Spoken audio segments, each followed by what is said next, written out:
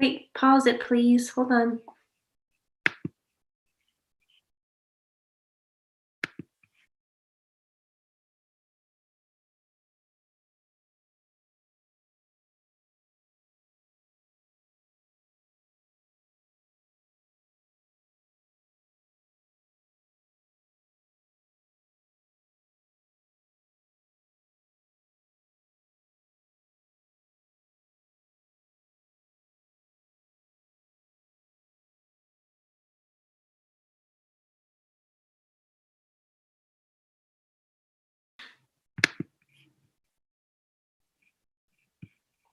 This is just an audio test for the April 14th Board of Education meeting.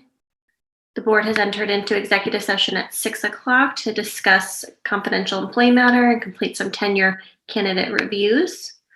The board will be opening back up to open session around 7 p.m. Again, this is just an audio test for the April 14th Board of Education meeting.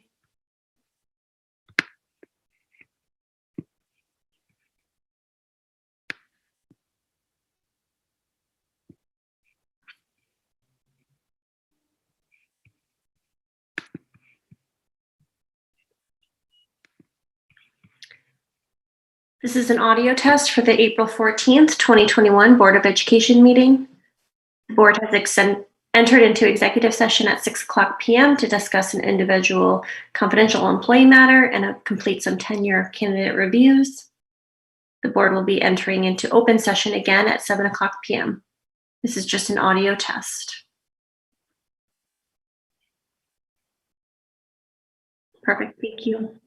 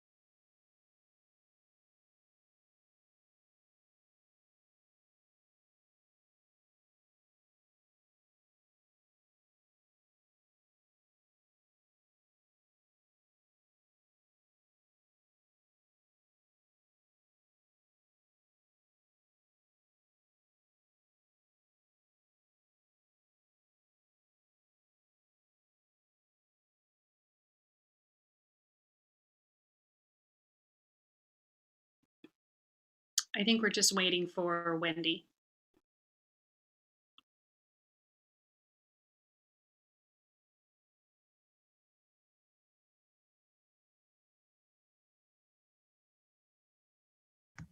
Did anybody tell her that her mic was not working again?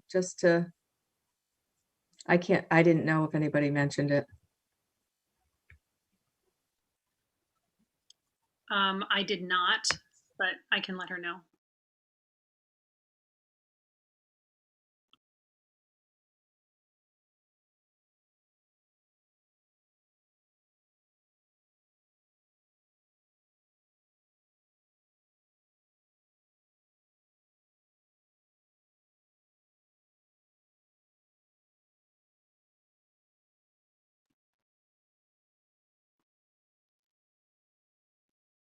Okay, it looks like we've got everybody here. So if we can reconvene our meeting to open session. The board has been in session since 6 o'clock, has been in executive session since 6 o'clock to discuss tenure recommendations, a disciplinary matter, and the superintendent's evaluation. If we could start with the Pledge of Allegiance. I pledge allegiance to the flag of the United States of America and to the republic for which it stands, one nation, under God, indivisible, with liberty and justice for all. I'll just go through introductions for everybody. From the board tonight, we have Meredith Moriarty, Willow Bear, Christine Beck, Jonathan Fishbein, Wendy Sampson, Chris Meyer, and myself, Holly Dellenbaugh. From administration, we have Jody Monroe, Dave Hurst, Judy Kehoe, and Kathy Johnston joining us tonight. First on the agenda is the approval of minutes.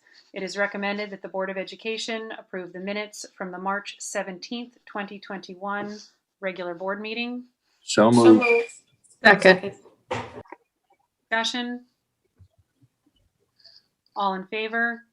Aye. Aye. Opposed? Any abstentions? That carries. Next are meeting reports. First, our superintendent's report. Thank you. I have a few student spotlights tonight. I'd like to recognize Zoe Thomas. She received the Martin Luther King Student Courage Award from Siena College. This award is given to students in the Capital Region who have demonstrated personal courage by taking positive action against racism, prejudice, and bias-related violence in their community. The award honors those who actively promote the idea of a just and inclusive society that values diversity and uniqueness of each individual. So congratulations, Zoe. Also, Odyssey of the Mind, our 7th grade team took first place at the virtual Odyssey State Tournament. Their 15-gram balsa wood structure, those of you who are familiar with Odyssey of the Mind will appreciate that, held 500 pounds. And they aced the spontaneous portion of the competition. So next up for them are the virtual world finals. I'd also like to recognize some of our high school students who are involved in Future Business Leaders of America, who scored high marks in several categories in this year's New York State Spring Leadership Conference. I'd like to congratulate Sahil Amin, Faye Hu, Connor Riley, Isabella Chirkas, Rachel Barnes, Emma Lou, Brianna Doran, and Caleb Freza. The FBLA group will now participate in the National Leadership Conference being held virtually in May and June. And students who placed in the top 4 at their state events will be eligible to compete at the national level. So congratulations to all of those students and good luck. Also, recently, there's some media attention about cameras being installed on school buses. This is not new legislation. However, there were in the past many questions about this as to who was responsible for the different components of this. However, recently, the Albany County Legislature did unanimously approve a resolution that allowed school districts to partner with the county for implementation of stop arm cameras on buses. My understanding is the county will now go out with an RFP, will seek a third vendor to administer the program. So this process is expected to take a couple of months. And at the time, if we choose to participate, the board would need to pass a resolution stating so. So I'll keep you posted on that process. Also, I wanted to let everyone know that there was some new guidance coming out from the Department of Health. And as usual, sometimes new guidance does create some confusion. So there was guidance issued on the new school plans, which essentially followed the CDC recommendations that was released, I think, 3 or 4 weeks ago, that schools could move to 3 feet distancing in certain areas. There were certain components of an elementary program that were deemed safer than 3 feet. However, when kids are eating and unmasked, they still need to maintain 6 foot distancing. So those things don't really work all that well. I think everyone knows kids are eating in their classrooms in the elementary schools. But regardless, the guidance in and of itself doesn't really apply to us currently because the CDC came up with different levels of transmission. And most of the counties, including Albany County and New York State, still fall within that red zone or what's deemed high rate of transmission. And most of the protocols that are recommended by CDC for kind of relaxation of the parameters tend to be in the lower zones of transmission. So I know I have gotten some questions from parents about, are we going to 3 feet? Are you getting rid of virtual learning? We have a limited time left in the school year, so we're not making major changes. We have already reached out to some families and students to come in more regularly. Some who were all virtual are now hybrid. We have had some students we are concerned about who are coming daily. But the guidance does, I think, give us some indication of perhaps what will be helpful in our planning for reopening in September and what might be possible. So we'll monitor that, but I just wanted to clarify that much of the current guidance that was issued will probably not make significant changes in our buildings at this time. The other piece of guidance that DOH just released pertains to end of the year activities. They reference specifically proms and graduation. There's a lot of information in there, but they essentially, in those guidelines, they have charts listed for what's allowable for indoor events versus outdoor events. And generally, the lower numbers of gatherings or smaller numbers of gatherings don't require proof of vaccination or proof of testing. When you get into the larger venues, and unfortunately, given the size of our district, we tend to fall in some of those larger numbers for events. There is a requirement that we need to make sure people are either vaccinated or they've been tested and there's a window of time for testing, which does create some challenges. So we talked about this. We had an administrative meeting today. So we went over different activities that buildings are planning at the end of the year and how we can work within some of those parameters so we're not having to collect vaccination information or testing requirements. And Dave Domel and I are meeting later this week to talk about some of the high school senior activities. I know that students and parents have been in touch with him about as well. So there is, it was helpful to get that guidance, but it does definitely present some challenges, which, we anticipated that, but I think we can find ways to recognize our students at the various levels and meet those requirements. So that was helpful receiving both of those pieces of information. So that is my report for this evening. Anyone have any questions for Jody? I just wanted to, go ahead. You, Chris, first. Just so if I'm a parent of a high school senior this year, if I were like, so what about my son or daughter's graduation? Like, is it just to be determined and we're still thinking about it, or? We're we're looking at a couple different options. We did have the Times Union Center reserved. but with some of the new guidance, that might not be the best option for graduation, given what we would be required to do. If you recall, last year at the high school, we had nine ceremonies, individual ceremonies. So I don't think we would need to do that. So we might have something in the middle.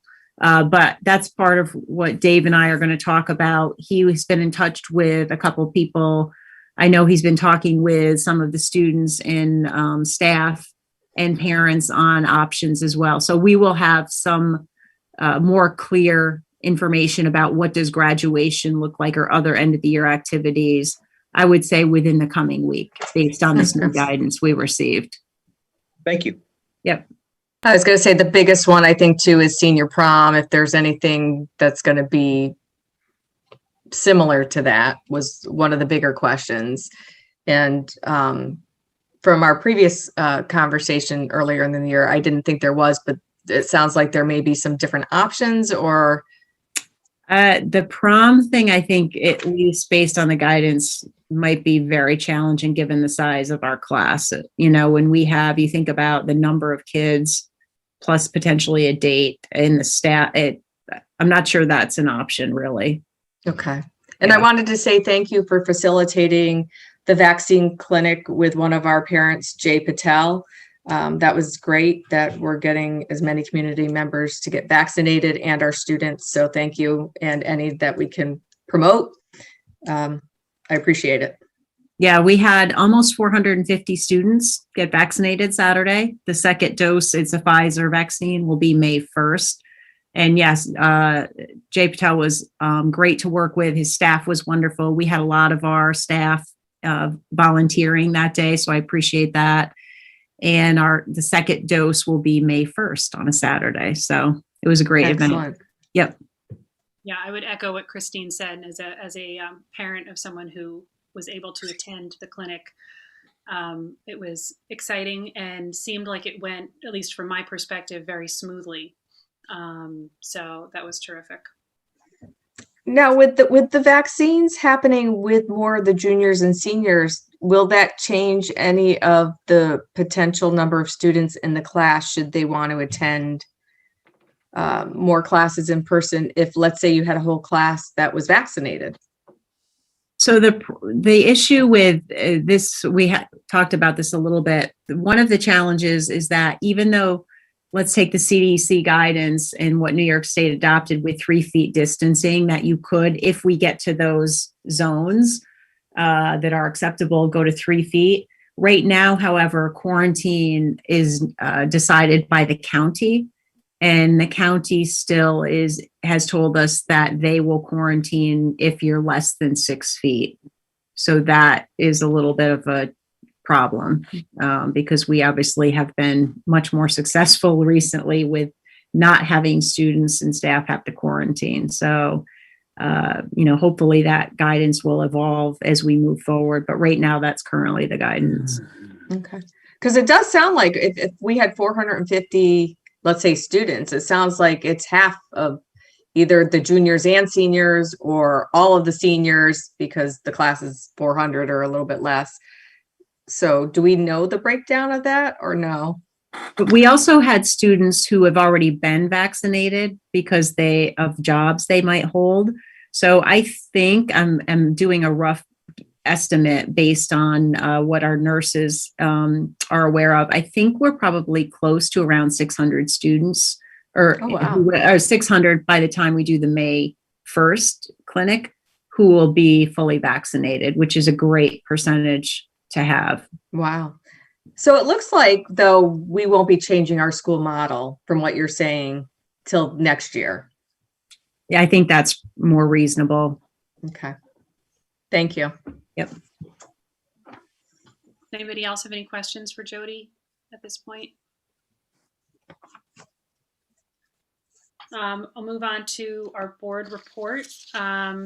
And I know we had 2 committee meetings just in the past couple days. The policy committee met on Monday evening. We looked at a number of policies. We looked at a new policy regarding gender neutral single occupancy bathrooms in our buildings. We reviewed the policies that we're going to need that we have to approve on an annual basis at our, usually at the organizational meeting. We were able to make it through most of the policies that fall in sort of that 2000s category. So expect to see some of those likely on the next meeting's agenda. If not that one, then the one after that. And then I know the Audit Committee meeting was held last night. So if one of our Audit Committee members would like to report out on that, that'd be terrific. Sure. We interviewed the 2 external auditing firms. We had an RFP up this year, so it's every 5 years. So we conducted interviews, and at the end we discussed them a little bit. And then we met with our internal auditor from Questar Bosse's, who went over the draft report for our internal audit. And so we had some discussions surrounding that, and we will be getting the final report later on, which once we receive it, we'll go over it and discuss it at the board meeting. And if you have any questions then. Judy, did you want to add anything to that, or? Thanks, Christine. Did anybody else have anything that they would like to say, add, comment on? Yeah, Holly, I did, if you have a second. I don't know that we need to go into it, but I wanted to ask if we could add school resource officers and the DARE program to an agenda for a later meeting. Over the break, I was able to get caught up on some of the town meetings that I am usually conflicted out of participating in, and there was a lot of community feedback about each of those things, both school resource officers being present and being armed, as well as a lot of really interesting stakeholder feedback about the DARE program and concerns about it. And what I heard from the town is that both of those issues rest with this board, the Board of Ed, but we haven't discussed that in quite some time. So I just wanted to regroup on that. And I don't want to you don't need to be on the spot right now, but I think that it seems like there's enough community engagement on those topics to maybe make it an agenda item so people have a chance to address us on those 2 topics. Okay, sure. On a positive note, could I just mention that I was able to attend the National School Board Association Conference. It was a virtual conference, and I'd like to thank the district for affording me that opportunity. I was able to take a few hours on Thursday, Friday, and Saturday of last week to learn a lot about what's been really going on at the big picture level across the country with issues in the schools that are not necessarily pandemic related, but related to the things that we are also discussing. There's a big movement for dismantling racism in the schools. I attended a few little workshops on mental health awareness. I learned a lot about the power of positive psychology and the happiness advantage, and making sure that students have hope, engagement, and belonging, and that resilience can be taught. So I have a few resources that I'll be passing along to the board from that experience. And again, I just like to thank everybody for the opportunity to get to attend that. Thank you. Thanks, Wendy. Anybody else? Moving on to the next item on our agenda, our presentation this evening is back to you, Jody, on our student survey overview.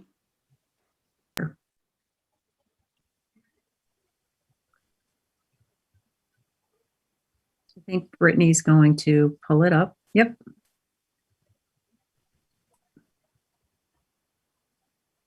Okay. So we did I guess I would say an abbreviated version of our student climate survey. If you recall, that survey is a very lengthy survey. We typically administer after the first of the year. And so really the purpose of this survey was to anonymously ask middle school and high school students to respond to some questions to get a gauge of academically, how were they feeling about their environment at school, and also from a mental health perspective, how were they feeling? So it was a shorter survey.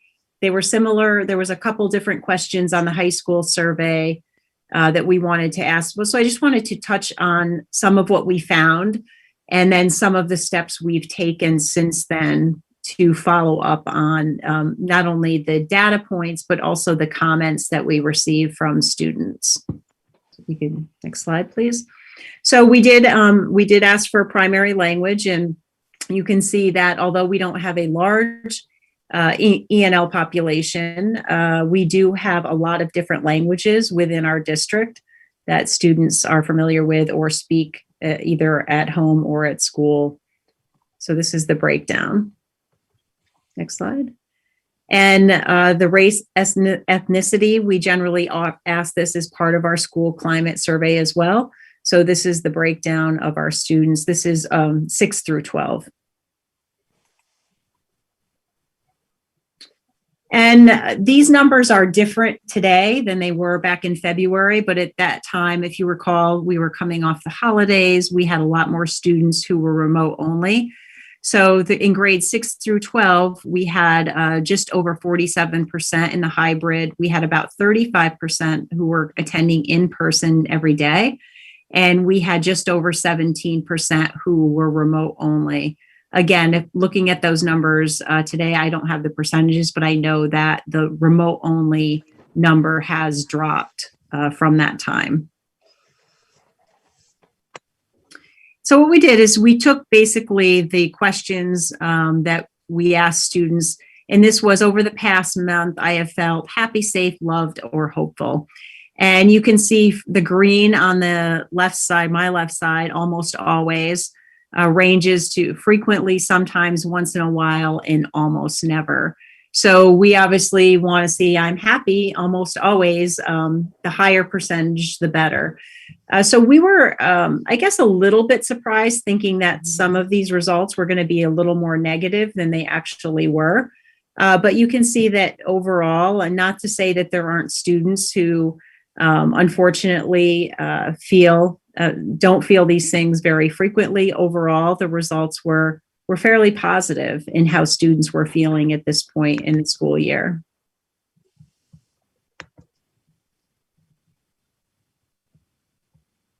And then these are the more negative emotions. Over the past month, I've felt angry, lonely, sad, worried, and frustrated. And again, you can see that overall, the results were generally positive. We don't want to see that kids felt angry almost always or frustrated. And you'll see similarities with the high school students in these particular areas, even though the middle school in general did tend to be a little more positive results than the high school were. Generally, they were pretty, like I said, we were surprised they were as positive as they were. And looking at what we really were looking for, wanted to break down, was there a difference in how students responded if they were hybrid, in school every day, or remote only? So this is the breakdown of the positive experience: happy, safe, loved, and hopeful. And you can see that there's not much variation based on the program that the students are attending at this point in the year. And you'll see some similar for the more negative emotions: angry, lonely, sad, worried, and frustrated. Again, not seeing a whole lot of variation based on the program that students are in. We did then break it down by our subgroups. At least these are the subgroups we typically are able to look at based on the percentage. We do have other subgroups, but we don't have a high enough percentage to really have any merit to look at. But if you break it down, we broke it down by white, Asian, or Asian American, Hispanic or Latino, and Black or African American. And again, you don't see huge variations in the breakdown between students on the more positive emotions. They're fairly similar. And similarly for the negative, although you can see a little bit more frustration from our African American students than the other groups, and a little bit more in sadness, but again, not statistically that much higher. And then one of the questions that we've always found helpful on the school climate survey is making sure students had someone at school or an adult that they felt that they could lean on.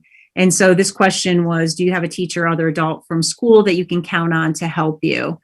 And you can see that grade 6 and 7 were the same. Grade 8 dropped a little bit. So this results were 77%.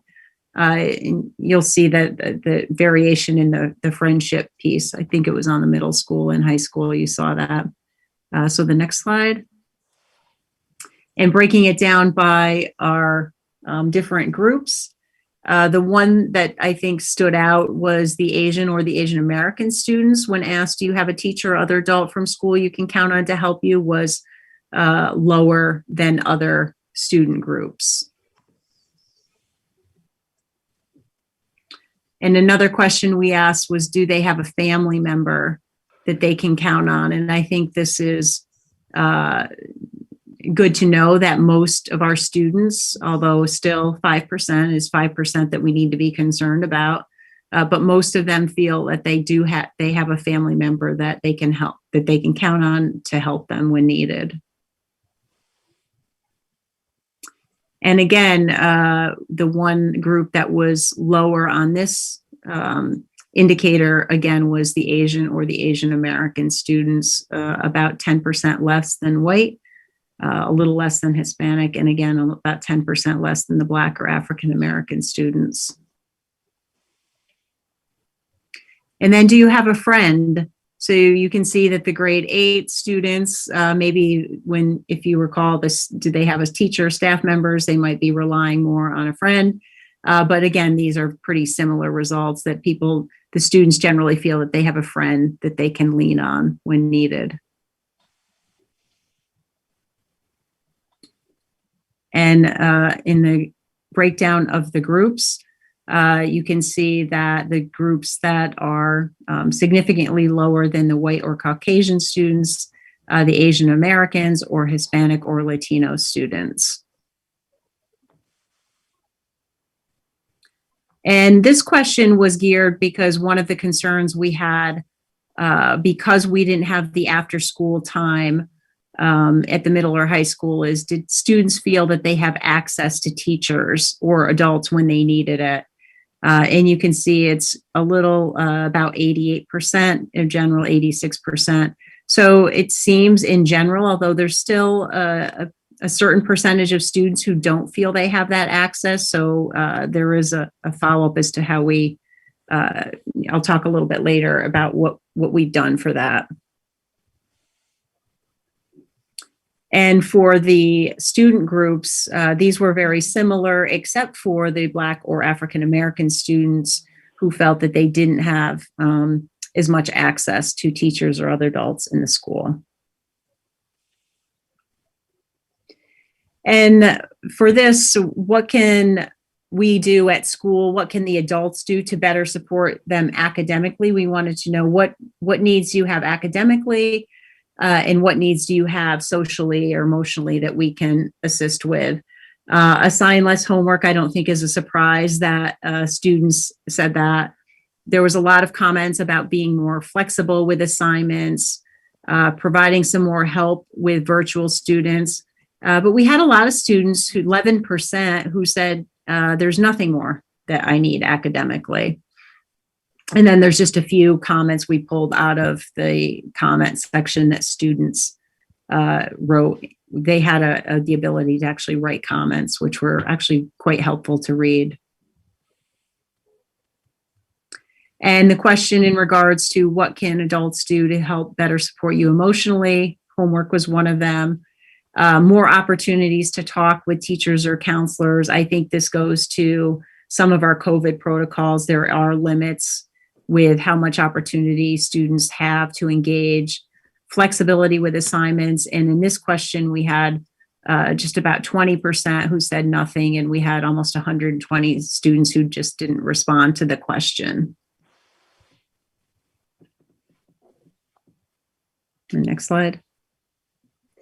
And for the academic help, we wanted to find out what content areas were students feeling they needed the most help. And you'll see this is very similar with high school as well, that math and science were the two areas that students felt they needed more help with than some of the other areas. And one of the questions we had that I thought we got some really interesting feedback on is thinking about everything in your life right now, what feels hardest? And 183 students said school felt hard.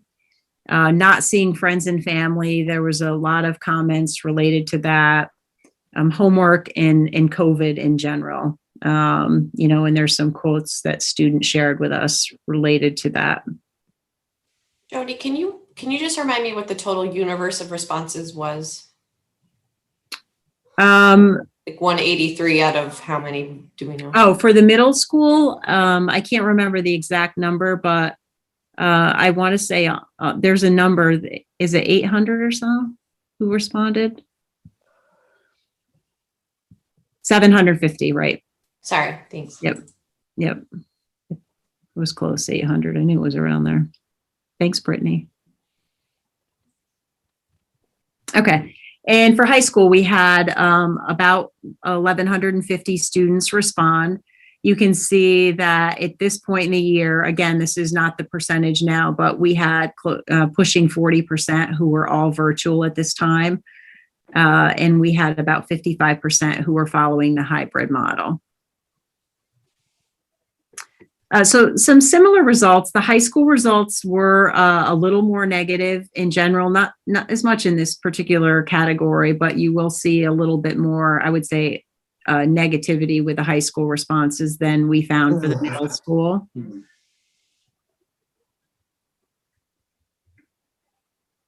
And some of the angry emotions or frustrations were higher with the high school students as well. Again, not vastly different from the middle school, but definitely a little more negative in general than the middle school students were. Again, though, with this, even though we have at the high school level more students hybrid and more students who were remote only, we didn't see a whole lot of variation in responses based on the educational model that students were following. And same thing for the more negative responses. Again, they were very similar. It didn't tend to indicate the model they were in made a big difference. We again broke up this by subgroup as well. And looking at the same subgroups, you can see that there's not a whole lot of difference with the more positive emotions. They're similar in most of the categories. This is similar to what we saw with the middle school students, although I would say at the high school, you can see a little bit more in the way of frustration that students reported in these particular groups, and a little more who indicated they were worried than the middle school students had indicated. And similarly with the questions, again, you'll see these are a little bit lower, which even on the prior school climate surveys, we generally saw a more of a trend where high school students tended to rely more on friends than the adults. So that's not atypical, although you will see that there's a little bit of a variation, not hugely, but depending upon the grade they're in. I was surprised actually that the grade 9 students was the highest, given the fact that this is their first year in the high school, and it's been a very unique year for them. So I was kind of surprised that they were indicating 80%.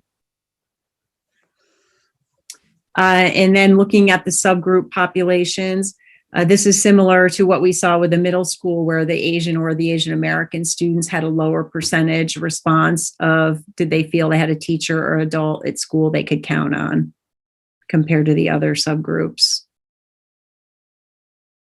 And the family member is very similar. It's a little bit lower than the middle school reported, but not much. They were very similar in responses. And again, this is similar, a little bit lower again than the middle school reported. Do they have a family member they can count on, but still pretty high. And the percentages do follow a similar trend to the middle school results. And do they have a friend they could count on? You can see where I said that this is high school students tend to rely a lot on their friends.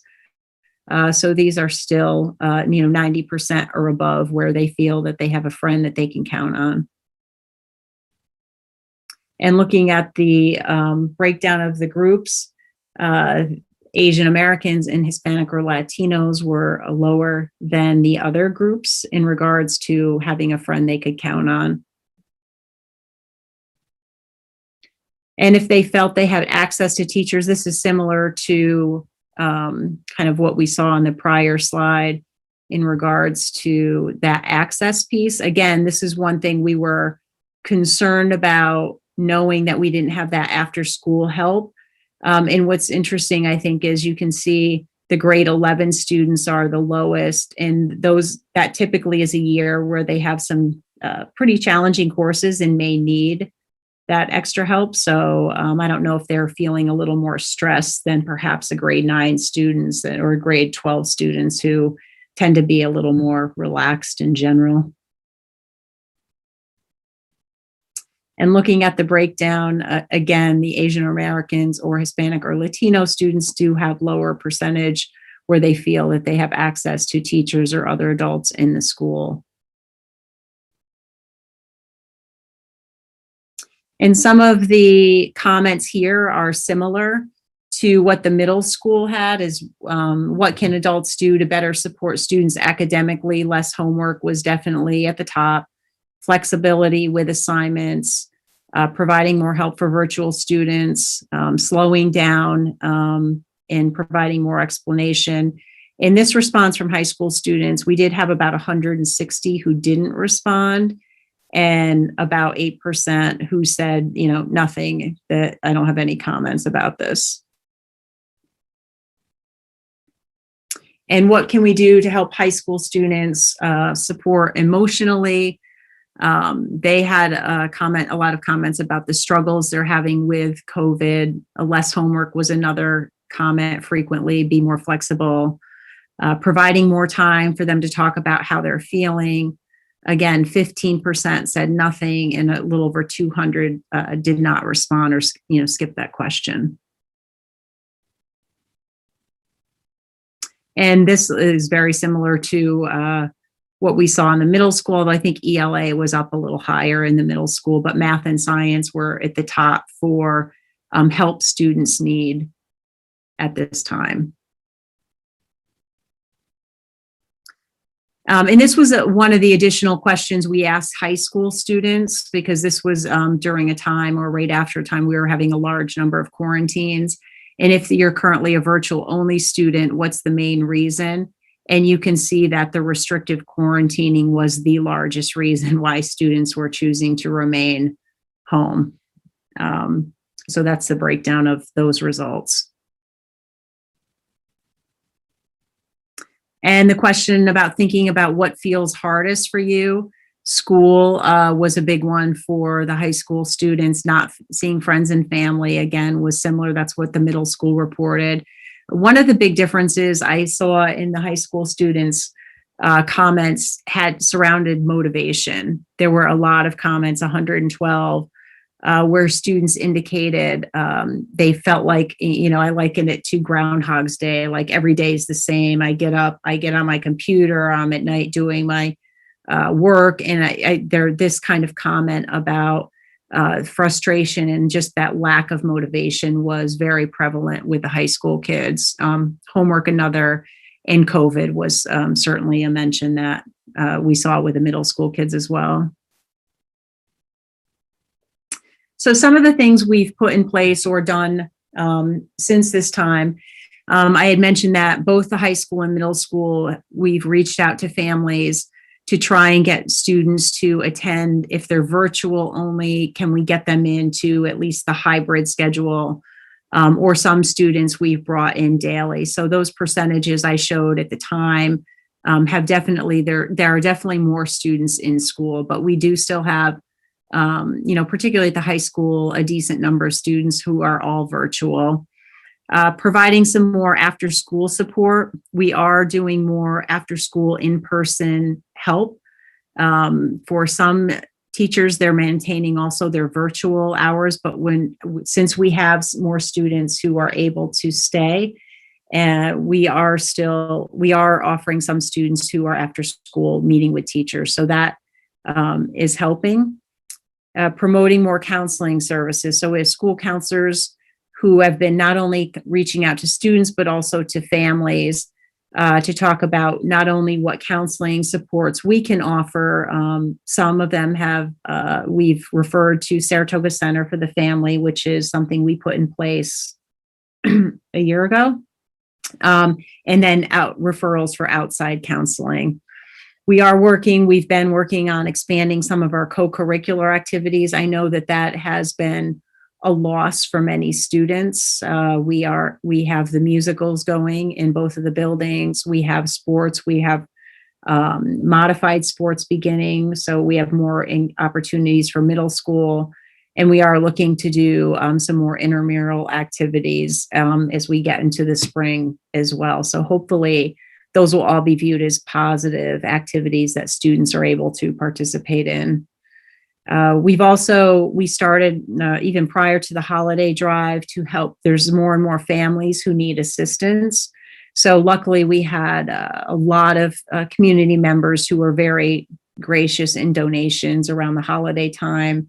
So we've been able to offer support for families up till now still for help with food and other essentials that they might need. And I know the backpack program has also been providing continued support in this area as well.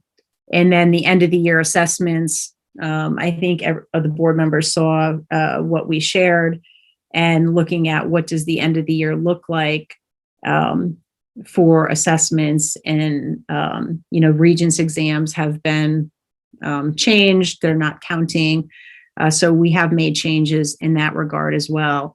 And I think one thing that's not on here, but I do think when I mentioned earlier during the superintendent's report about having end of year activities to try and it's not going to be the same, but have some sense of celebration for students and some activities to culminate the year at all levels are really important. So trying to do them as best we can, I think is a positive message and something that students are looking forward to. So that's something we'll continue to work on. So that is the end of the presentation. And does anyone have any questions?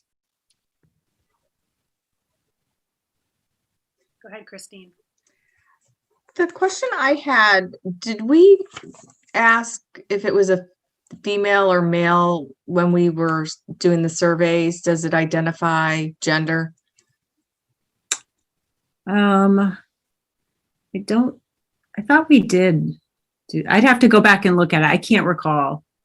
The reason I ask is because when we have the questions where how do you feel and they're open-ended, I'm curious as to how many, if it's male individuals who aren't responding to those type of questions. And if so, maybe we need to relook at those type of questions to make it more gender friendly, to make sure we're getting the same type. Maybe if we have to add like little examples of like, if we know one of the canned answers is school or homework or something, we could add some choices versus having the expressive part of it, because that might be something that might be avoided. I just pulled up the middle school survey, and we asked grade and we asked their attendance and ethnicity. We did not ask gender. I think we, just a suggestion, and I don't know what the other board members think, but maybe that might be something we want to include going forward to see if maybe some of the questions are more gender-based, because we might not be getting full information if it is. Because Yeah, I was going to guess that a lot of the 15% might have been male individuals who just skipped over the question, either for they didn't want to express how they felt, or just because it was open-ended and then they didn't have to write anymore. It could be both for both genders, but I think I'd be interested to know because there is a lot of gender studies out there. And then just the other question I had, and it's probably more a Dave question, when you were talking about opening up more after school help, because that does seem to be a concern that seems to be out there in the community, especially for those classes that are going to have Regents exams. Is there a way to allow those students that are every other day to attend different Regents help classes? Because I'm assuming some teachers will do that. Maybe there could be a schedule where you could spread it out. So if there was a student who wanted to come for more help, they had the opportunity to do that. So like by I'm actually meeting with- department kind of, Christine? Yeah. So let's say the living environment Regents Right. or the algebra Regents are two Regents that are going forward, maybe allowing those students who are required to take those exams to have more in-person after school opportunities, even if they can't go to their individual classes, if you could spread it out between the different faculty members in a particular department. Yeah, I'm meeting with the supervisors Friday to discuss some Regents review strategies. Just to be clear, though, that the exams are not required. So students are opting into the exams. And as of right now, we only have 6 students that have signed up for any of the exams. All students are eligible for the exemption. To be frank, there's no benefit to taking the exam. Every student has the exemption. I didn't realize that. I thought there were 4 that there were students. They're required to be who opt offered, out. but they're not required for students to take. So okay. I'm not sure how many ultimately will end up taking it, but we will be providing some review opportunities for students. Yes. Okay, I guess that issue is going to be moot because Now, there's only 6 students signed up. Yeah. Are they, if they opt out or of the taking it this year, is there any, will they have to take anything No. next year? So it's the same as last year. They'll get the COVID-19 exemption. They're still eligible for the Regents diploma, advanced Regents diploma with honors distinction. Those things all still hold.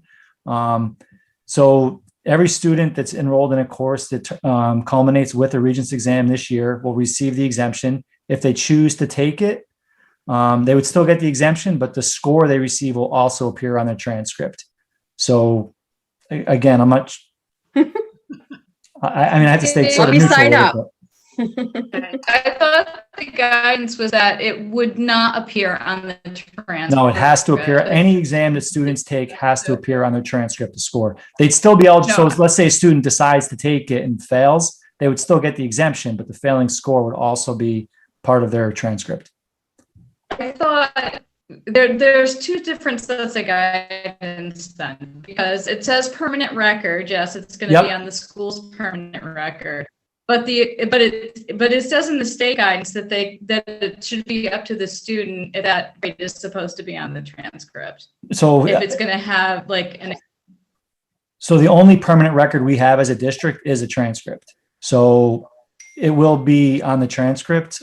We typically only on the transcript that gets sent out, only the highest Regents score is put on there. So students that in the past they would get an 80 and they wouldn't be happy with that, so they take it again and get a 90. The 90 is what would appear on their final transcript. So the transcript that goes out would only have 1 score on it, correct? It'd be the highest score. So whether that be the exemption or a numerical value, but it will be in their permanent record. It's a little bit confusing, but again, the exemption is there. So families will have to decide whether there's benefit to taking the exam. But by not taking it, you're still eligible for a Regents diploma, advanced Regents diploma with honors. There's no added benefit to taking it. And at the same time, there's no adverse impact from taking it either. So it really comes Well, down to there a is family if you decision. don't do well on it. It really comes down to a family decision. There The is a exemption bonus this protection year. is there. Yeah. Thanks, Dave. Jody, I was wondering, with respect to the data from this survey about students feeling like they had a teacher to go to, were you able to compare it to data from last year? I'm just kind of wondering how they compare. So I have not looked back at last year, and actually we have a year prior, we did the school climate survey. So some of the questions are maybe not exactly the same, but are similar. So I do want to go back to look at that, because I think that will be helpful in looking at that data moving forward, particularly transitioning, back to school. So some of it did, just from my recollection, look similar to what we've had in the past, and some of it looked a little bit different. So I've not gone back and done that, but I will do that because I think it'll be helpful information. Okay. Yeah, I think it would, and especially as we start looking at our reopening in September, or whatever September is going to look like, having that information to figure out how we can help the students would be good. Yep.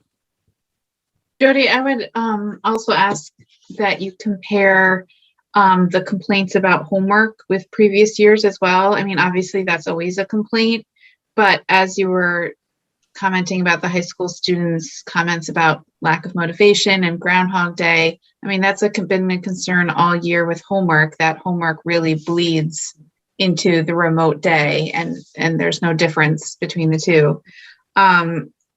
So I would definitely look at that to see if there are more complaints about homework this year than in previous years. Yeah. I think that I definitely think that's a great point, Meredith. I think what I noticed, particularly with the high school results, and I think part of that could be, and I'm guessing because I don't have 100%, crystal ball here, but at that time we had so many high school kids who were all virtual. And I think that many of them did feel, and those who maybe are still virtual feel this way. They're getting up in the morning. Many of them have full class loads and they're on the screens and they're doing that. And then when you have 7, 8 classes and now you have homework, they're continuing on their screens all evening, and it feels like it's just never ending. So I do think, I'm not sure about the middle school numbers, if they're similar to what they were in the past. I think the high school, there were definitely more comments about that than there have been in the past, for sure. Yeah. That was definitely a concern. Yeah. And, I understand that in a lot of classes do require homework, but I do think that if this is a concern, talking to the teachers about making sure that we only assign that homework that is truly necessary at this point, considering that's the reality of many students. Yeah. Well, I know. I feel that. I mean, I feel that yesterday I was on Zoom all day and all evening, right? You feel like it never ends. So I get it. Yeah, the homework thing is such a tough issue because, I think there probably are a lot of teachers who recognize, that this year is tough and they've lowered their homework. I'm sure there's some teachers that say, I've taught this way for 30 years. And I'm going to teach this way for the 31st year. But I'm sure there are also some teachers. So like, I'm thinking about this right now. Like if I teach Algebra 1 and my kids are taking the Regents, do I want to give them less, or if I am an AP teacher, and I want my kid to get a 4 or 5 in the AP exam, do I cut all the homework? Because it's like, okay, yeah, I made your life better now, but did I just perchance to make it more difficult for you on the final assessments? I'm sure those are questions that the teachers are weighing, and I'm sure it would be a good conversation to have. Yeah, I definitely think those courses like the AP exam, the college level exams, where there is an end of course assessment kids are required to take, definitely that's more challenging than, now that we know the Regents have, are not as significant, I think that is a little bit more of a breather for teachers than prior to the state ed announcing that. But there's certainly courses that I know teachers struggle with that balance. And I understand it's, how much do you concede and how much do you want to make sure kids are prepared? Yeah. Anybody else have any questions for Jody? Hey, can I just say one more thing? Like, just based on that, I just want to thank all the kids for all the hard work they've done this year. I mean, we sat here, 10 months ago, are they going to wear a mask? That was really like where we were, and so many of these kids are working and they're taking what really is, let's be honest, a pretty cruddy situation, and they're making the best of it. And I thank them for that, for everything they do every day. They honestly could have made this a nightmare, and we just have great kids here in this district, and we're lucky we have them. I totally agree. The students they've been tremendous this year.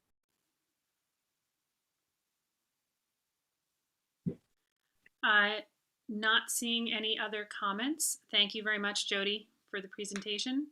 And we can move to the next item on the agenda, which is the 2021-22 budget presentation and adoption. Thank you.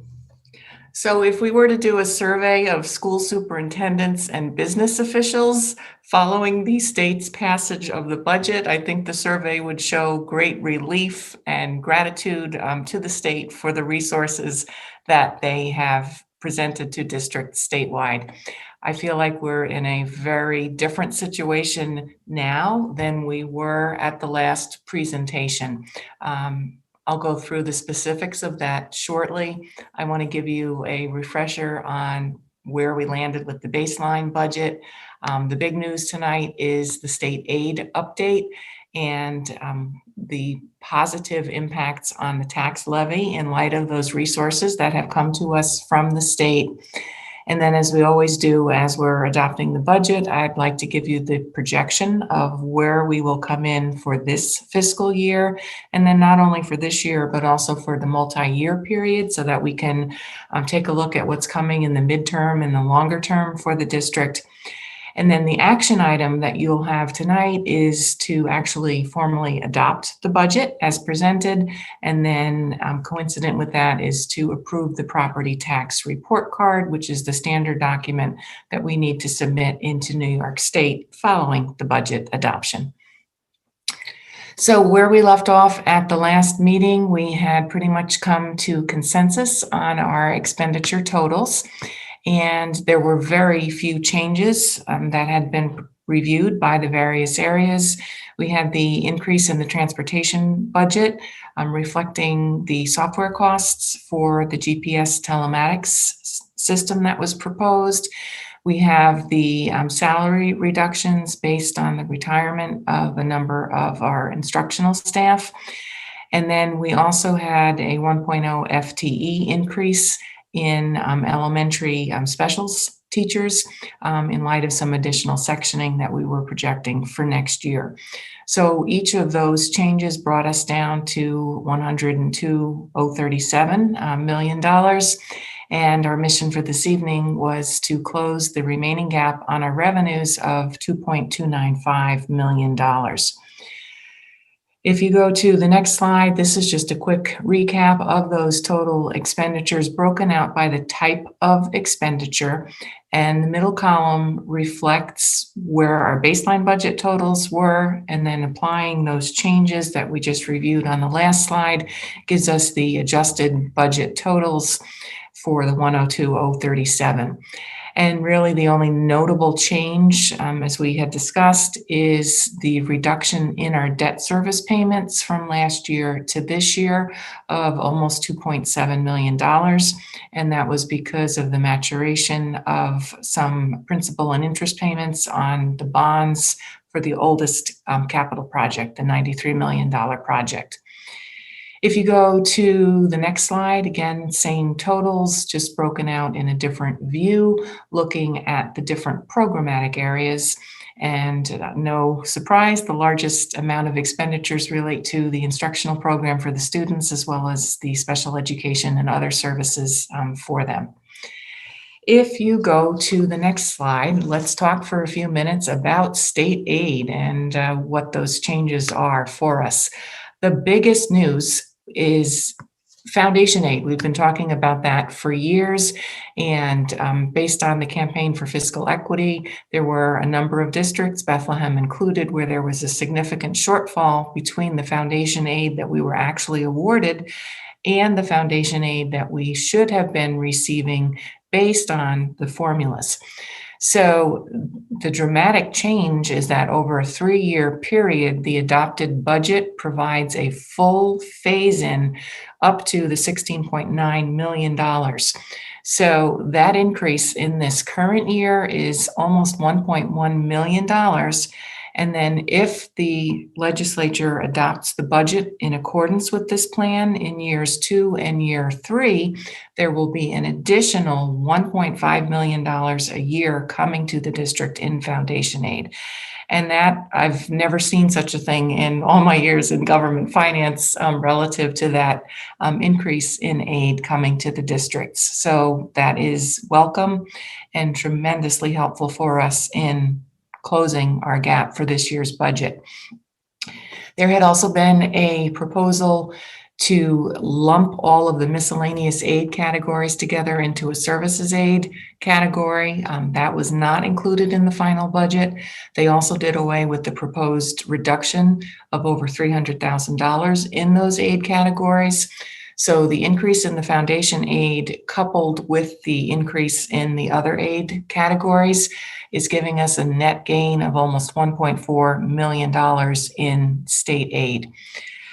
One of the changes that we had hoped to see that did not come to pass was the desired increase in the current limit on the unrestricted portion of the fund balance, which has been at 4% for a number of years. There were 2 competing proposals, one to increase it up to 6%, the other up to 8%. And ultimately, that was not approved. And I think the primary rationale for that was because the federal dollars that were coming to the schools were awarded on a multi-year basis, and state ed advised that those monies should not be accounted for within the general fund, but rather within the special aid fund. So by pulling those monies out of the general fund, I think the legislative consensus was that we were okay to stay with that 4% limitation. If you go to the next slide, another surprise in the aid runs with the budget that was adopted was that there was a surprise allocation of almost $481,000 for universal pre-K programs. And this is something that would be used to start up the program if this were something that the district was considering. But this is really a very large task to introduce this as a new program, and especially to have this up and running by September. There is a lot of planning and logistics that are involved with that. So it is not the district's intentions to offer universal pre-K in September. We really have been trying to focus all of our efforts on getting the K-12 students back to schools and back to a normal operating environment post-COVID. And one of the other factors that we had considered is that there are quite a few solid, good options for parents in the community for their 3 and 4-year-olds, with quite a few community-based providers for those services. So we've had a number of inquiries about that. So we wanted to just touch on that tonight so that the community was aware that, yes, the money is in the budget runs, but at this time, we're not planning to launch that program for the coming year. If you go to the next slide, federal aid This is tremendously significant. Between the ESSER funding and the American Rescue Plan funding, that's close to $6 million in funding that's available to the district over a 3-year period. We would have through 2024-25 to spend these monies. They set a minimum floor that you would need to spend each year. The 12.5% would be about $746,000 as a minimum amount within that 3-year period. The most you could spend in any given year was 62.5%, which would be just under $4 million. So districts are charged with identifying the spending plan. There has to be community discussion about that, and the plans need to be in place by July 1st. The intent on these monies is really to use it for expenditures that are non-recurring. So it's hoped that districts will use this to kind of dig themselves out of the COVID hole, if you will, and provide resources for ongoing PPE costs that we might have. It could include everything from hand sanitizers and disinfectants and additional face coverings for our community, to indoor air quality, filtration systems. We talked about the MERV 13 filters, which were much more expensive for districts. A portion of the money also needs to go towards programs to help with learning loss for students. So all of those various requirements for the funding is what we will look at, and then we will come back to the board and the community with those recommendations. And again, as I mentioned a moment ago, these will not be part of the general fund, but in the special aid fund. The other components of state aid, just as a reminder, again, it looked like we lost a lot of aid on our building aid category, but that really is simply to align the building aid to the reduction in the debt service payments. So those amounts are usually running in parallel. And while it looks like a significant reduction, it's a planned reduction, and the net impact is negligible on the overall budget. We still are continuing to watch the timing differences, particularly with transportation aid. We did not spend as much money in transportation services. One, as we mentioned in the earlier meetings, because of the driver shortages that we were experiencing, and also because a number of other athletic programs and other programs weren't running after school. So with the reduction in the expenditures, we are going to see reduction in aid. And the budget, while they gave us some relief relative to standby costs for maintaining staff during COVID times with these service reductions, there will be some ineligibility of the costs that we have incurred that we just won't be able to recover in the transportation aid. So that's all been factored into the estimates, but again, that is going to give us at least a 1-year reduction in those aid amounts driven by those lower expenditures. So on the next slide is the final state aid estimate, where you can see that dramatic increase in our foundation aid, and then the slight bump up in the other aid items because of the elimination of that reduction that had been proposed. So a total increase of $1,390,000 in our state aid. If you go to the next slide, so the other piece of our revenues, essentially we're funded with state aid and with the school taxes. The calculated amount that the district could have raised based on the formula for the tax cap regulations, the Mattel is the maximum allowable tax levy, and that amount is 1.61%, which would have yielded $1.1 million. We don't need $1.1 million thanks to that infusion of state aid. So the amount that we will propose to you this evening on the adoption of the budget is 1.32% at around $900,000 in additional revenues. So we think that is appropriate. It means we do not have to draw upon the fund balance as we had done last year when we anticipated that reduction. And The actual tax rates, because we typically tend to have an increase in the overall assessment levels within our communities, when I show the projected tax rates at the budget public hearing at the first meeting in May, you'll have a better sense of what that 1.32% translates into in terms of the tax rates. The general rule is if the assessments are going up, you have more people who are sharing in that increase. So we're expecting that the effective tax rates will be even below the 1.32%.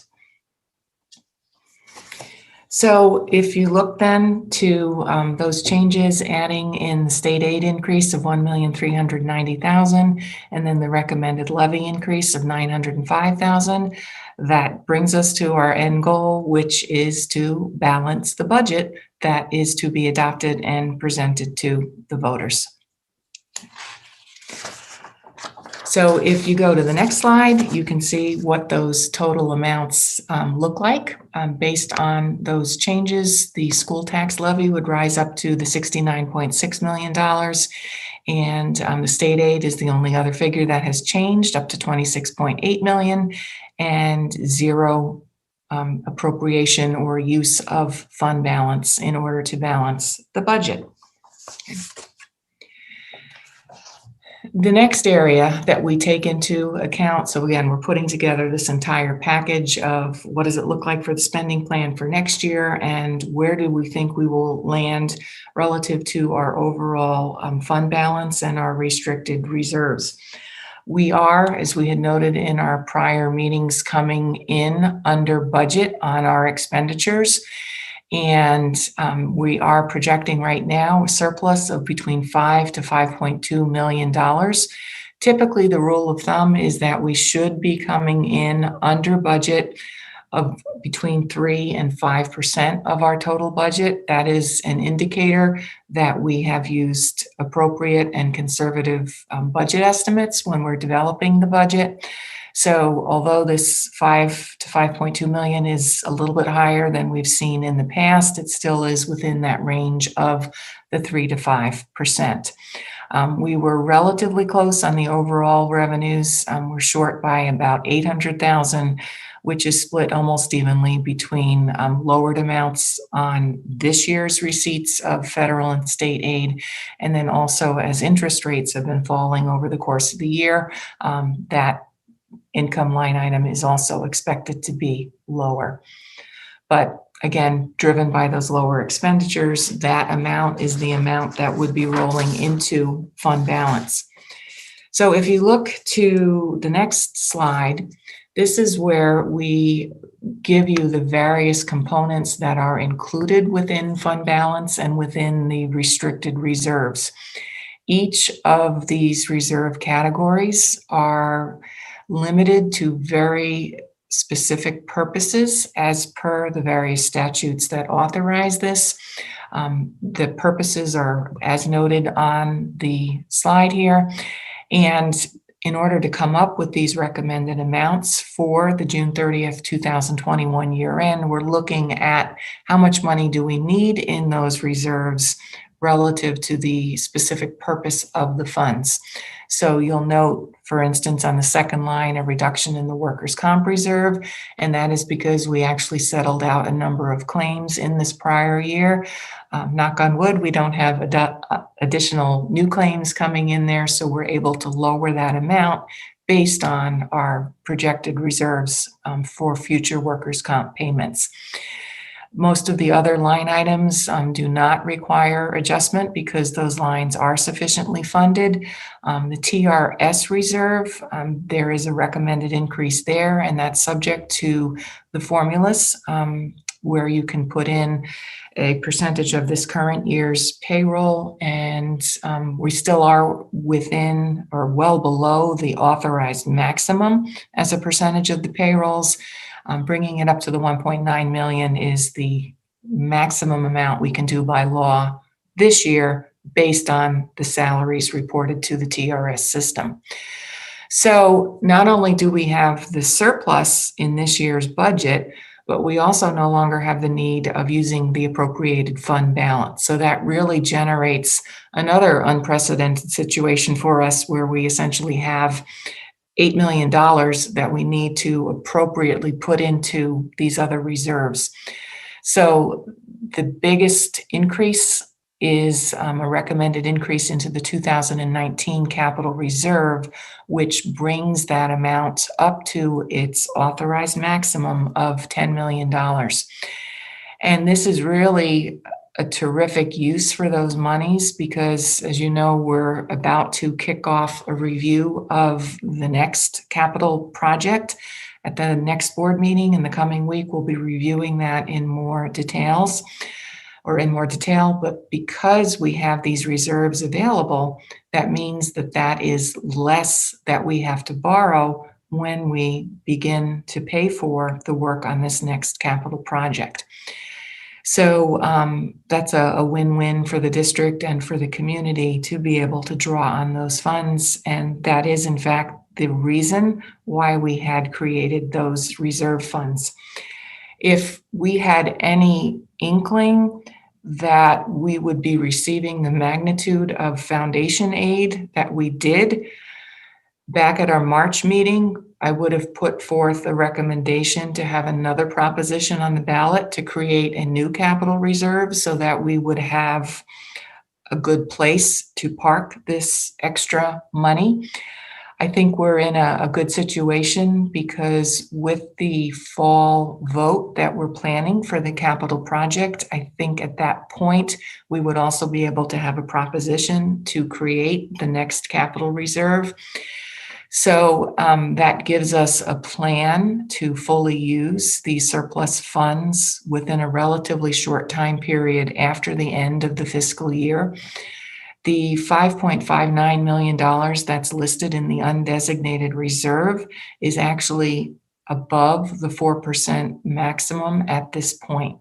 So this is, again, just a projection. We would have to see what the actual numbers are as we get closer to the year end. But the current recommendation would be essentially to approve or to give a statement of intent, if you will, to set up that reserve.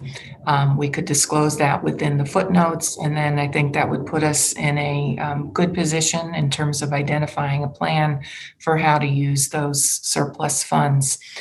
In talking with other districts, there are a number of schools who are in a similar situation.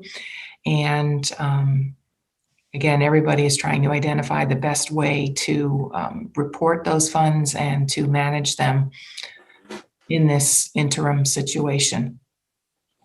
So all of those changes would bring us up to $28.4 million as our projected year-end fund balance amounts.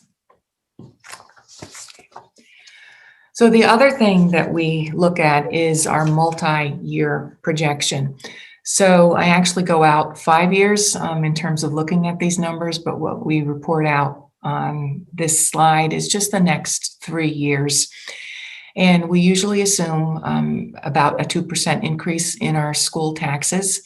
And we would normally use a 1 or 2% increase in our state aid. These numbers, in fact, reflect that increase of the $1.5 million per year in the state aid as an increase in the foundation aid in 22-23 and 23-24, and then back to the lower percentage increases once we're fully at that foundation amount in the third year. What's flagged in yellow are the pilot payments because in 23-24, that is the final year of the 20-year pilot payment from the PSEG project. And that amount will be $3.4 million in the final year. And in the 24-25 fiscal year, that amount is gone. So while you could, according to the tax cap formulas, levy taxes to make up for that shortfall, that would be probably close to a 7% increase for the community. And there is no way, no how that we would ever recommend that kind of an increase. So again, part of the recommendations for the slow and steady approach for the increases on the tax levy amounts and for making sure that we very judiciously manage our reserves in the fund balance is for just this reason, to make sure that we have sufficient resources available so that we can maintain an even keel on the overall financial stability of the district. So again, each of these out years, we're going to be making sure that the budget is balanced. We obviously aren't going to be proposing budgets that have surpluses in these years, but this is really an indication that we've got the ability to weather some fluctuations in the state aid or other revenue sources. But because of those inflows of resources, what was looking to be a very concerning fiscal cliff for us in 24-25, we're in a much better position now because of those foundation aid inflows. So the major worry that I had has evaporated based on that change in the aid picture for us. So also, within the budget, as a reminder, we do have the capital outlay. That's a mini capital project that's limited to $100,000, and that is to do a cooling system replacement in the technology office in the main server room here at the high school, so that we can maintain those appropriate temperatures to keep the system working as it needs to. And then also on the ballot on the next slide will be the Board of Education candidates. Willow's seat is expiring and Willow is running again. Chris's seat is also expiring and he has announced that he is not running again, unfortunately. If anybody is interested in running for the school board, there's still time. Nominating petitions can be picked up from Brittany Barrett. They need to be turned in with 50 signatures by April 19th at 5 o'clock.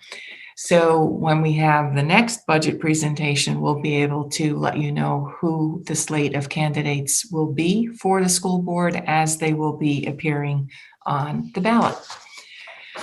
So at the next meeting, we won't really be talking about budget. We have two presentations planned. One will be an update on electric buses. Karim Johnson, the transportation director, and myself are continuing to pull together all the various pieces associated with this. So we'll give you a full update on where we stand with that. And then also Greg Nolte will be giving the initial kickoff presentation on the development of the next capital project. So you'll get a sense of, what are the hallmark projects that are included within that program, and then how we have allocated the resources between different categories of expenditures and beneficial projects at the various buildings within the district. Then at the May 5th meeting, we'll be back with the formal public hearing on the budget as has been adopted this evening. We have the tentative Board of Education candidates night. Again, this is driven by do we have at least one more candidate running than we have seats available, which we won't know until the petitions are turned in on the 19th. And then all leading up to the budget vote on May 18th, which we will be holding in person here at the high school. Absentee ballots are available by application to the district clerk. And as part of the executive orders, if residents are not comfortable due to COVID coming out into a public place, they may use that as a valid reason to request an absentee ballot. And again, just want people to remember that that is an option for them. So that is it for the budget update. If anybody has any questions, I'm happy to try to answer them for you. Judy, I have a question. Mm-hmm. On slide 16, you talked about where we're putting that extra $8 million. Mm-hmm. And I was wondering if any consideration had been given to paying down higher cost debt, assuming we have higher cost debt, and what that discussion was like, or why the decision was made as it was, if that was considered. Mhm. So because of the way local governments issue their debt, there are very limited windows of when you can pay off the debt early. You essentially need to have a section of the bonds that are callable. And if that exists and if the interest rates are favorable, then you can do what's called an advance refunding.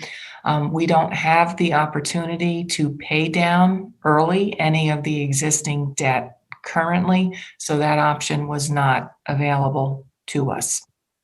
Is that something we want to consider in future bond issues, having that callability on those bonds? Most of the bonds that we issue do have an ability to call the debt, but it doesn't happen until a certain amount of time has elapsed on the bonds from when you've issued them. So that is something we work with Capital Markets Associates, and they very closely look at when those callable windows are and whether there's a favorable savings to be obtained.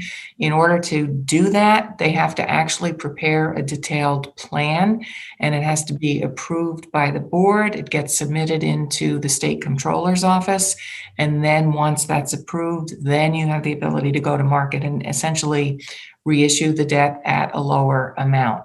So it is monitored. It can happen in the future. Our debt is structured that way. We just don't have the ability to do it now. Okay, thank you for that. And then on the next slide, we have this fiscal cliff, as you call it, in the footnote. The pilot payment going down by 3.4 million. Now, those are payments in lieu of taxes. So does that mean that the entity that is no longer paying us, or the entities that are no longer paying us that 3.4 will be paying something like that? Or is this we get nothing from the entity? I'm not sure how that works. So when a pilot payment ends, the underlying project loses their tax exempt status and they roll back onto the taxable assessment rolls. So remember, the school district only gets the increase in the levy as per the tax cap calculations and as is estimated. So really what that will do is it will increase the overall assessed values, and what it will do is potentially drive down the tax rates for everybody else within the broader community. So it is still a benefit. Yes, they will be taxable, but because of the way the tax cap rules work, we won't see additional money from that. We just get whatever the percentage increases that gets included within the adopted budget. Does that mean, so that means then that it will, while it increases the value of total property value that it's taxed, where we don't get that additional 3.4 within that, we only get whatever the tax rate is. Correct. So the tax rate would be applied against their assessed value, and we would see that coming into the very top line. So it basically drops off the pilot payment line, and it'll be part of the school tax mix. It won't be more money to us, though, because again, the only way we get more money in the school taxes is by the increase in the levy amount. Okay, but it would be, in a sense, it's a benefit to the community because Yes. the tax rate would go down. Yes. So right now, PSEG, the assessed value is $100 million. So if that is the value that stays when they come off the rolls, that would be the increase in the overall taxable assessments for the town of Bethlehem. Thank you very much. You're welcome. Judy, I was just going to ask about UPK. I was too. Oh, okay. Okay, so my question was about the UPK. I don't know if you want to go to the slide or if it's irrelevant, but I understand that standing up an entire program over the summer is something that we can't accomplish, but I was interested in the long-term plan for UPK in the district and whether or not with the almost $500,000 allocated, we were able to contract with local providers and reimburse families so that we don't waste that money that's being offered. One of the challenges, I can just jump in with the UPK in general, is that there's this startup funding, but then this funding doesn't necessarily continue. And that's where some of the districts have had a challenge with that in the past. So it's something we can explore further, but to put something in place now for the district to basically run, whether it's on site or with others, a UPK program, I don't see as doable. And I'm sure it's unfortunate because I know there's many districts who are going to be in similar situations. So it's quite a bit of money allocated to districts for UPK, which we're finding out about in April. That is just not going to be manageable for districts to try and implement for the fall. And it would have to be spent within the fiscal year. Yeah, I don't think you can carry over. It's not grant money. No. So you can't carry it over. Yeah. So I guess the good news is the fact that there is an allocation this year that gives us time to look into it. And I know it has been a priority at the statewide level. So we would want to try to assess what our total costs would be to run the program. And then if we have that allotment in next year's budget, we could look at that and see, is it feasible at that time? Well, also too, it's the maintenance of it. So let's say we need 10 teachers for pre-K, and I'm using a lower number than we would for kindergarten teachers because not every parent would send their child to pre-K or they would hold them back. You're still looking just alone at minimum salaries, $500,000, which doesn't even include benefits. So we would have to find an additional, if we're not getting any type of money for universal pre-K, we'd have to probably find close to $1 million every year additional in our budget. Would that be about right, Judy? Would you say, give or take more maybe, if we weren't getting funding? If you're just looking at the salary costs, that's possible, but you also have to look at classrooms. You need space for bringing additional children in for these services. There are transportation impacts associated with that. Preschoolers can't just get on the bus. They need car seats. So there are many, many factors to consider before you're prepared to roll this out. It's similar to like when we were looking at having 6 elementary schools, and it was one thing to get a bond and build another school, but then it's another to staff it and support it and continue it in our budget. So I just wanted to point that out if we weren't getting any type of aid. The other thing that I wanted to bring up, though, is having any type of tax increase this year. This is like an unprecedented year where we're seeing this amount of surplus. I haven't ever seen it since I've been here in 20 years. And if there was ever a year to not have a tax levy increase, and I know that probably makes your ears cringe just a little. I can see it because we look to build upon that year after year. But I have only seen, I think, one year where we didn't have a $2 million surplus, or two in the many years that I've been here, that this would be the year that we shouldn't have a tax increase with this type of surplus and the outlook that we're going to get additional levy on the houses in the district. I think it's feasible that we could swing a year without one levy in this amount of time, because even a few years back we had under 1% and we didn't have this kind of surplus. So given the fact that I think that we just talked about how there's students in our district, there's been more need than ever, and there's a lot of families who have been impacted by what's happened, I think that the board should really consider possibly looking at a 0% tax increase this year. And that, I guess the only comment I'll offer up is absolutely, that's a board decision. I understand that inclination to lower that. And I guess the only caution I would give is there is a compounding impact. So when you don't do even this low 1.32% increase, you never will recoup that in the future. So it becomes a permanent reduction, if you will, in your revenues. So looking to the longer term, I would be more comfortable recommending that we go at that lower level, but certainly whatever the board's consensus is what we will do. Judy, I know it wouldn't be exact, but can you estimate what that 1.32% would translate into for, I know sometimes we've done it, for the, for a $250,000 home, what that would mean?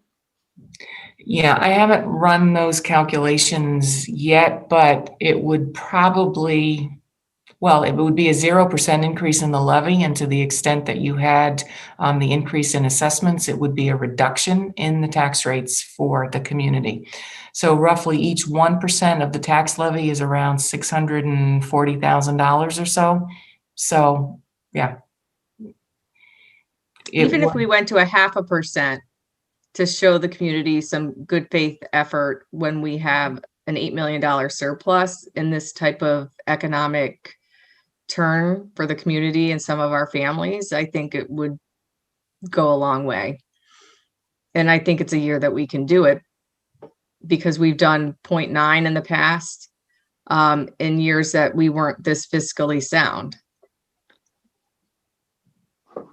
I would support that. I'm not sure I'd be comfortable going to 0.5%. I think I'd like to see more where the numbers are. Is this something that we have to decide tonight, Judy?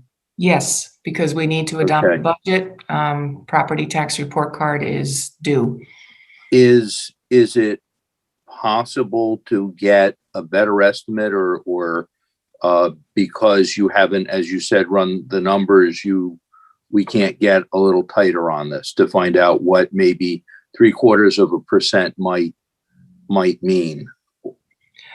Well, I can calculate what the increase in the tax amount would be. We would have to make that change on the budget. So if you lowered the tax rate, you would just offset that with use of your fund balance.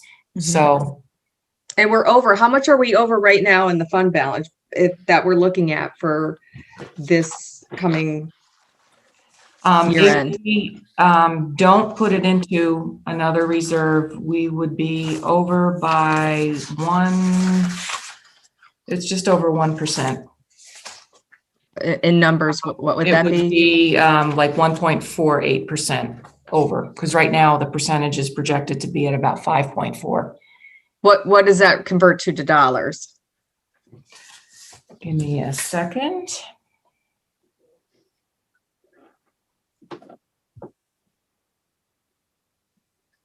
Well, it's roughly about $1.5 million. So it's more. Yeah, so we have like a 1.5 over what we're allowed to have. So we're looking at a $900,000 deficit. So even if we covered that, I know it's the compounding that would be still an additional 600,000 surplus, but I understand the compounding factor of it. I think anywhere from 0.5% to 0.75% is something that the board should consider this year, because I don't see how we justify to the community when we have this large of a surplus for compounding factors with $8 million surplus, that in good conscience that we could do that. We could go to the community asking for that. I mean, I know the community probably would support it, but I don't feel comfortable asking for it. I would support the 0.75%. I think that's reasonable under the circumstances. We don't lose a lot. We lose something in the compounding, but it does, as Christine says, show good faith. And I still think we're being reasonable stewards of the public's money. Judy, can you remind me, does it affect the calculation of the Mattel going forward at all? Well, the Mattel, you start with the prior year's tax levy as the base, and then to that you apply the CPI, the tax base growth factors, and all of those other elements. You're factoring in the changes in your pilot. So yes, you'd be starting with a lower base. So that's the compounding element as well. That would be reduced. But we do weather it. I mean, it's not something that we could not ensure that we would have a stable budget in the future by lowering it this year. We would make it work. Every year is a new opportunity to balance the budget. So yes, we would make it work. Judy, could you talk a little bit about how reducing that number would affect that fiscal cliff that you were talking about in 2 years? As it relates to the fiscal cliff, it would mean that you had a slightly larger gap in those future tax levy amounts. So what that would mean is if you didn't have the increases in the state aid or any of your other revenues, if you had a gap going into the budget, you would be looking at areas to trim from the program in order to cover that gap.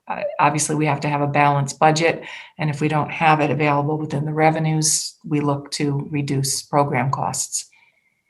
So when we pass a budget to Meredith, we don't necessarily always spend the money that's been allocated in the budget for that particular year, which results in like a $2 million, sometimes larger surplus at the end of the year, which on average, it's about $2 million at the end of any school calendar year that we have left over. So while we talk about compounding, just to ensure that we have a stable budget, 9 out of 10 times we have additional money come the end of the year, and come that fiscal cliff, there shouldn't be an issue based on reducing the tax levy this year by 0.5%, you know, from the 1.32 to 0.75. You wouldn't see that much of an impact on the budget overall from year to year. You know, it's a $102 million budget. So to your point, you're asking to reduce a few $100,000 out of that. So it's not a large percentage change.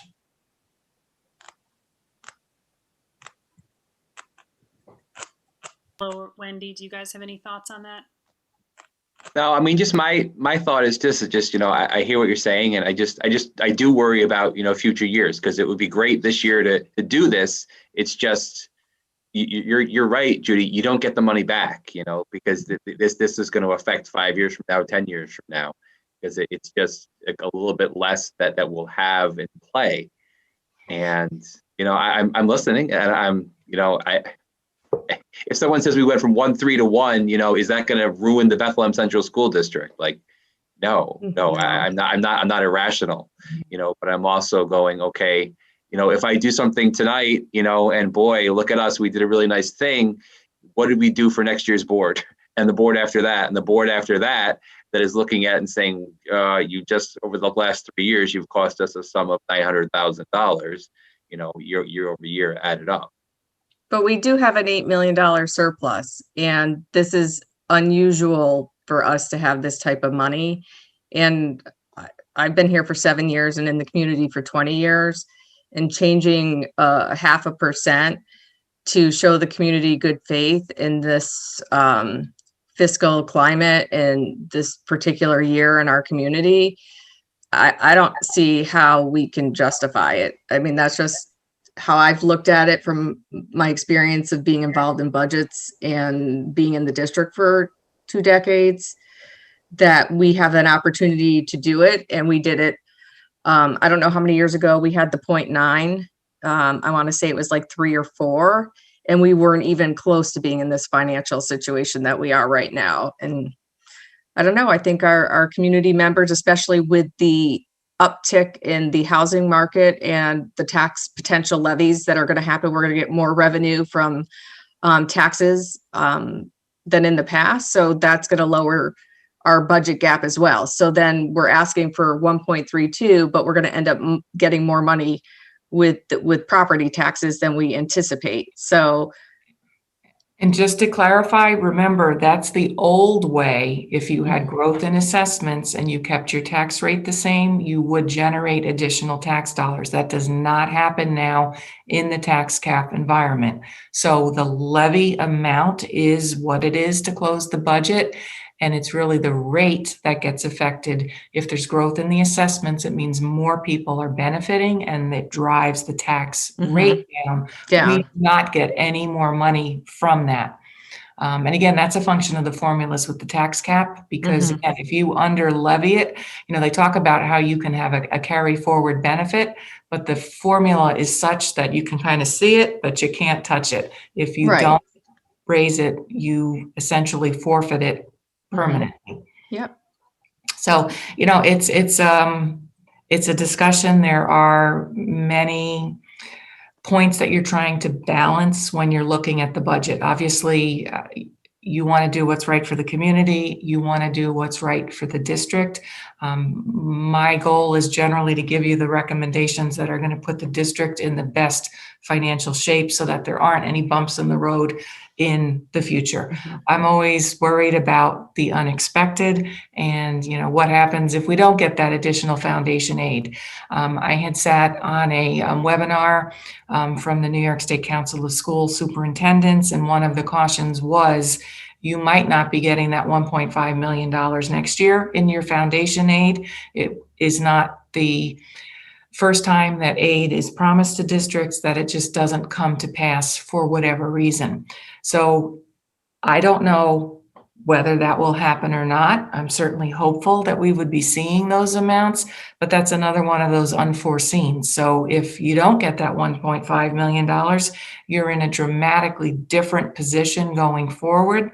And again, it's that uncertainty factor, which is why I lean more towards going below the Mattel so that you do have a benefit to the community, and thus the recommendation for the 1.32.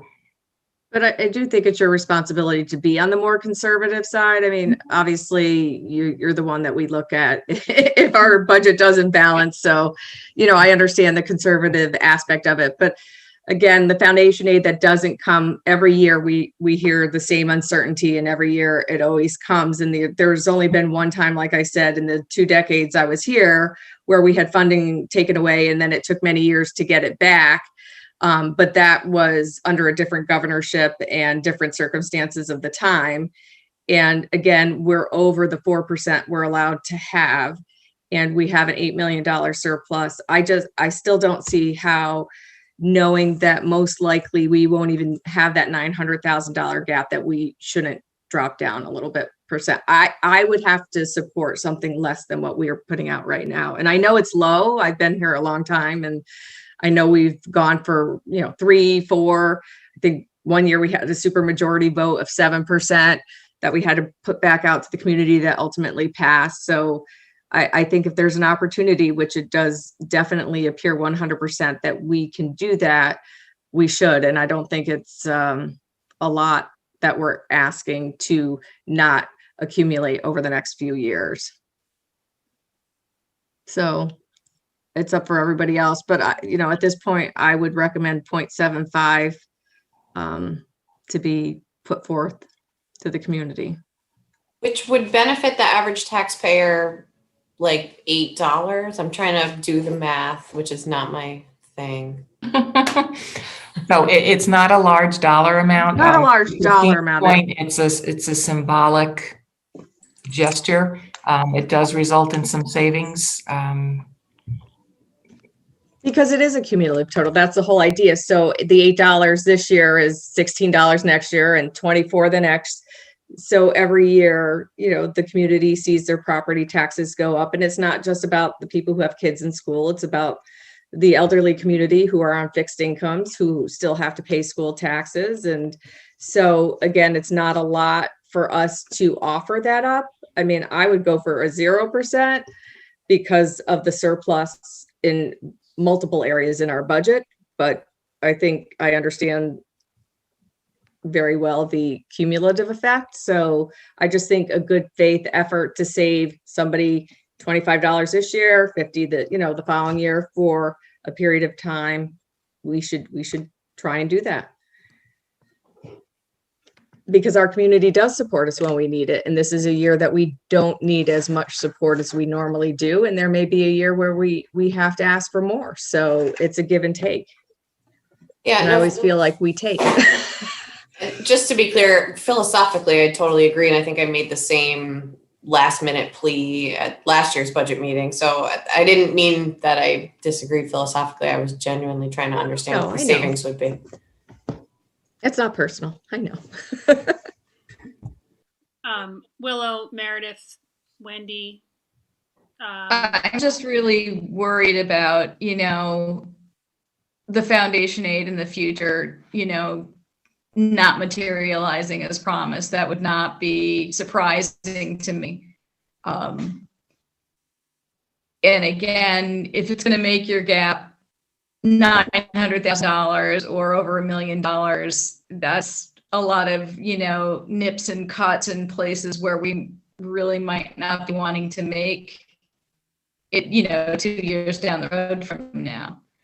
So, I mean, I'm all for lower taxes and lower tax increases and, generally, but this is we're coming out of an unprecedented situation and we really don't,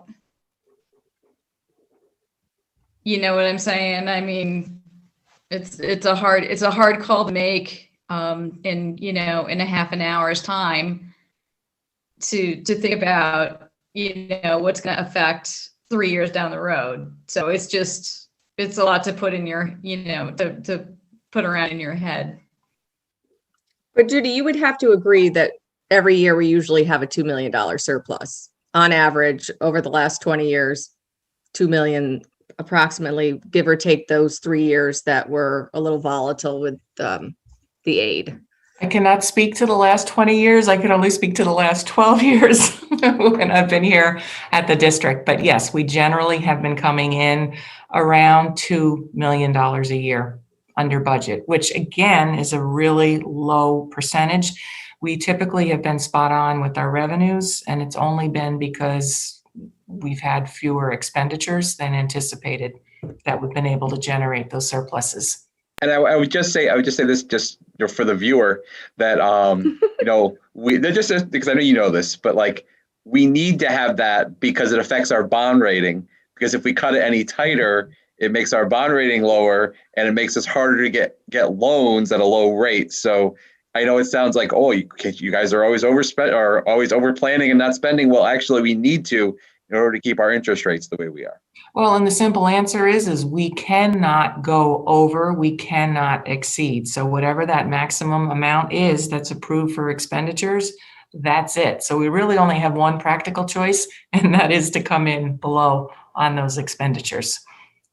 So if we dropped it to the 0.75 that Christine and Jonathan, I think, are proposing, what is that? Can you quickly do the math on? I know that the 1.32 was like 908,000. What would 0.75 be? Give me 1 second. Should be about 600 something, I think. Yeah, it's roughly half that. So for my mental math head.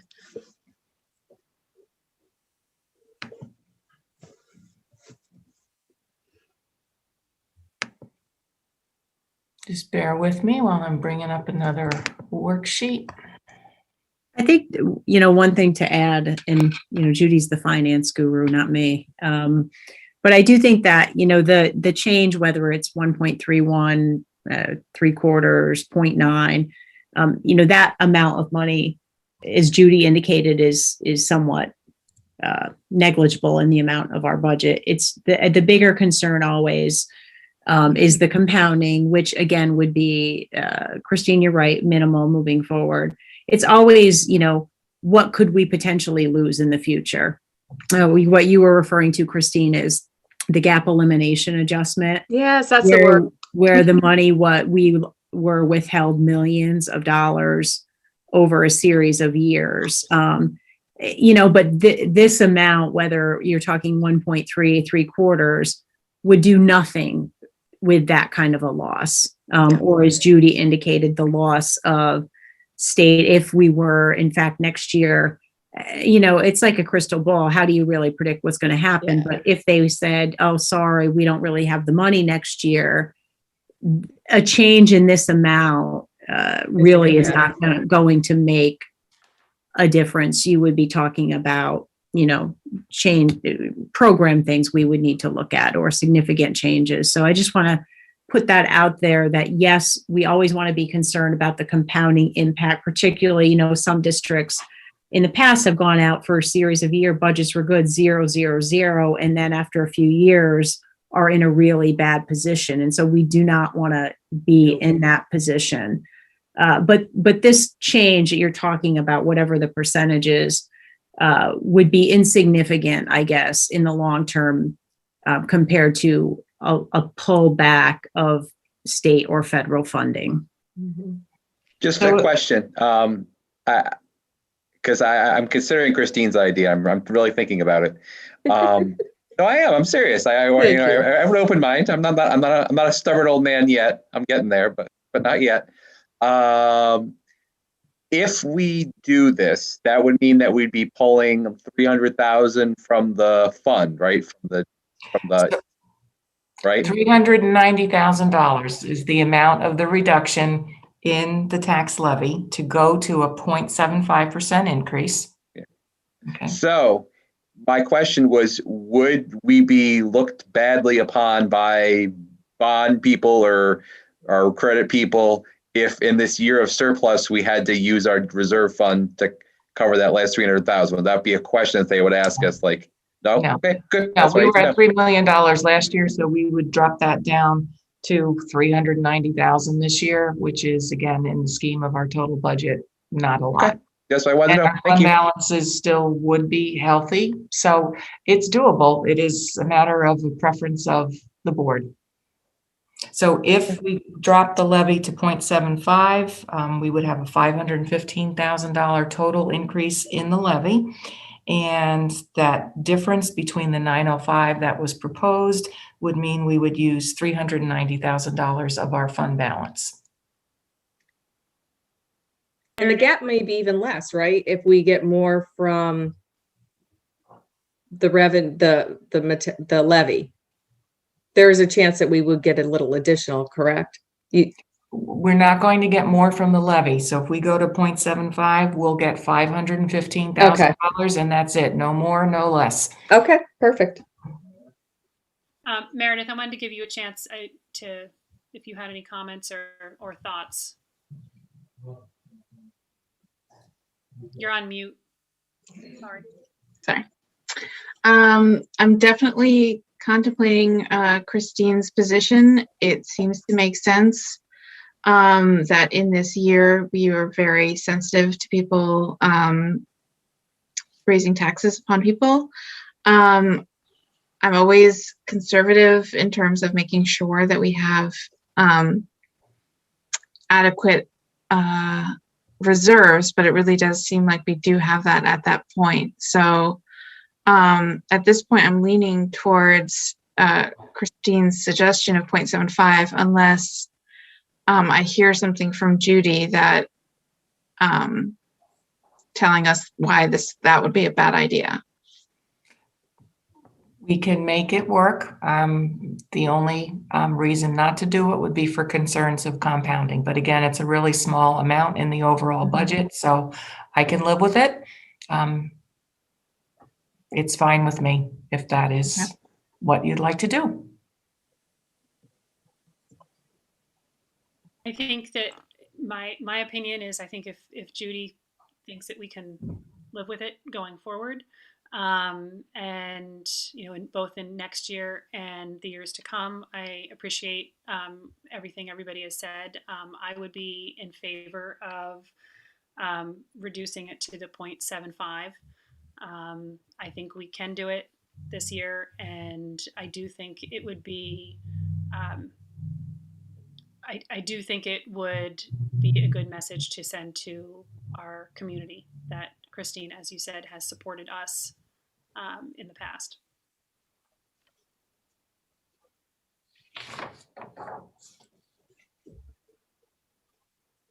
Chris, do you have something to say? You are on mute.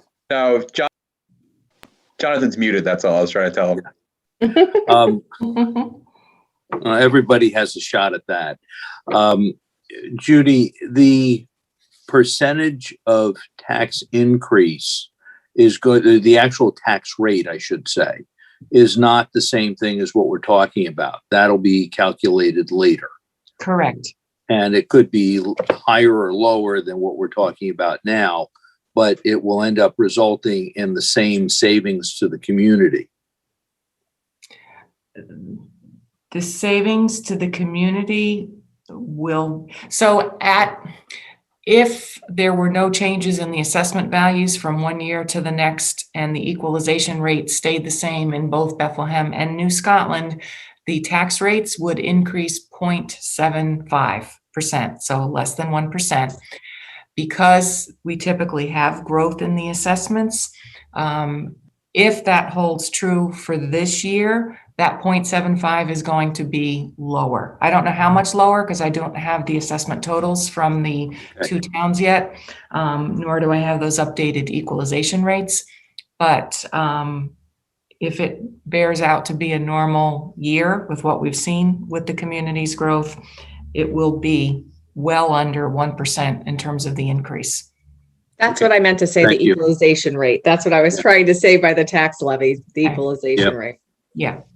At the equalization rate, remember, we don't set that. That's coming to us from the state based on sales data within the towns of Bethlehem and New Scotland. Yep. Okay.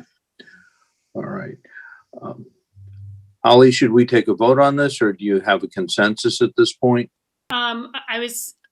I know a lot of people have had comments. I think it would be a good idea. This is very important. If everybody, we went around I would say around the table, but around the screen, and everybody said, yay or nay with respect to the 0.75. So I'll just, Christine, why don't you go first? Yay. Jonathan? Yay. Meredith? You're muted. 0.75, yay. Hello? Yay. Chris? I say yes, but I'm going to say one thing. I'm willing to be the bad guy because I'm the one that I'm not on the board next year, so I could be the jerk and I'll be the one who's raising everyone's taxes. I do support this. I just want to make sure that I don't want to put you in a bad spot for next year. That's all, where you're going, oh, I wish I had that money. So, but yay. Wendy? Yes. Okay. So Judy, if we're bringing that down to 0.75, do you need a minute to amend or redo anything before we officially vote on adopting the budget and the property tax report card? So when you're adopting the budget, you are not changing any of the totals from what we've presented tonight. So remember, you're approving an expenditure total of $102,037,000. So that total would be adopted, and that is what is reflected on the current draft of the property tax report card that you have. So the only change would be in the tax levy amount, which we're going to lower that by the by the $390,000, which will drop the levy to $69,233,000. And I'll get you all a clean copy of this resolution after we file it with the state. But just so you know, that total will reflect the 0.75% increase. And then the only other change would be that unrestricted percentage of the fund balance is going to go down because now we're going to show appropriated fund balance, and that's going to come out of the unrestricted. So I will put that change through on the property tax report card based on your motion to approve the budget with those changes. Okay. Thank you, Judy. You're very welcome. Thank you all. It's been an amazing few weeks, huh? Working through all of our totals. So we've done it. And Judy, I do want to, as usual, thank you for all of your work with putting together the presentations during the budget process this year, and for working with and to all of our area heads who gave us presentations. And I do very much appreciate the conservative nature of your budgeting for the district, because I think that's why we are in such a good position right now, and hopefully going forward. So thank you very much. You're very welcome. I will keep that up. I want to keep everybody on firm financial footing. So thank you. If nobody has any other questions for Judy at this point, we can turn to the item B, the 2021-2022 budget adoption. And Brittany, I don't know if you can pull that item up on the screen. My version just has a blank number in it, and I just want to make sure. Okay. I think I must have printed it out before the number was filled in. I just wanted to make sure that we had an actual number there. It is recommended that the Board of Education discuss and approve the following finance action items 1 and 2. So moved. Second. Any additional discussion at this time? All in favor? Aye. Aye. Opposed? Any abstentions? That carries. Next, item 6 is our recognition of public comment. We did have a few comments that came in, and just as a reminder, they will all be attached to the minutes of the meeting. But just to go through them briefly, we had 3 comments that came in, one from Colleen Felsk, one from Rob Janeski, and one from Jennifer Deschamps, about specifically about graduation and end of the year activities for our seniors, particularly recognizing that it has been such a challenging year for them and all the things that they have missed. And as Jody mentioned earlier, we did just receive that end of the year ceremonies and graduation guidance. And everyone is taking a look at it and figuring out what we can do moving forward. And it sounds like that there should be some information coming out to senior parents soon about what some of the end of the year celebrations will look like. We also had 2 questions that came in, one from Reagan McDonald and one from Daniel Tucholsky, about whether full-day pre-K would be available in the coming year. And based on Judy's presentation, the answer is no, we will not be having UPK next year. There was also a question that came in from Cindy San Lorenzo about adjusting the school space to the 3-foot distance, and whether the district could use parent help to make adjustments within the district buildings, and recognition that families would be willing to help. And my understanding is that, right now, especially since we are still considered high risk by the CDC, that we are not planning on making changes to the distancing within the buildings at this point.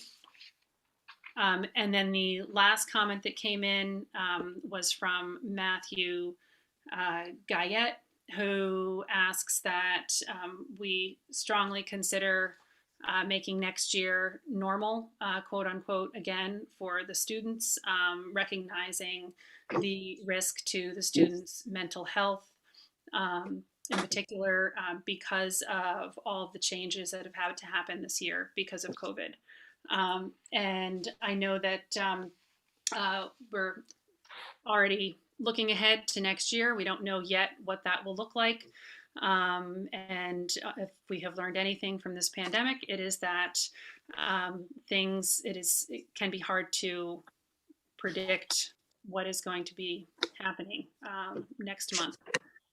But we will certainly be communicating with the community when we know what next year will look like. Next on the agenda, item 7, action items. A, finance action items. It is recommended that the Board of Education approve the following finance action items 1 and 2. So moved. Second. Any discussion? All in favor? Aye. Aye. Aye. Opposed? Any abstentions? That carries. B, professional personnel action items. It is recommended that the Board of Education approve the following professional personnel action items 1 through 18. So moved. Second. Any discussion? Holly, Yep, oh, go ahead.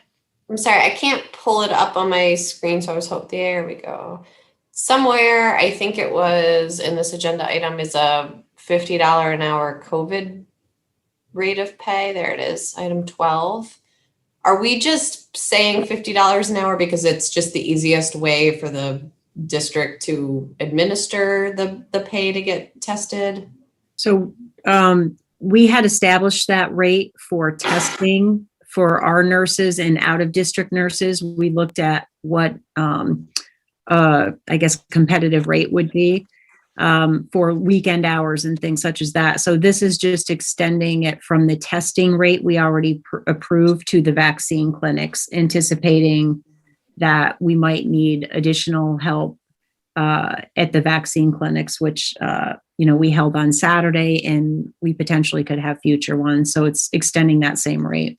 Oh, I gotcha. I thought it was for staff time to be tested. I misunderstood the item. I'm good. Yep. Any other discussion? All in favor? Aye. Aye. Aye. Aye. Aye. Any opposed? Any abstentions? That carries. C, support personnel action items. It is recommended that the Board of Education approve the following support staff action items 1 through 10. So So moved. moved. Second. Second. Any discussion? All in favor? Aye. Aye. Opposed? Any abstentions? That carries. D, other action items. It is recommended that the Board of Education approve the following action items 1 and 2. So moved. Second. Second. Discussion? All in favor? Aye. Aye. Aye.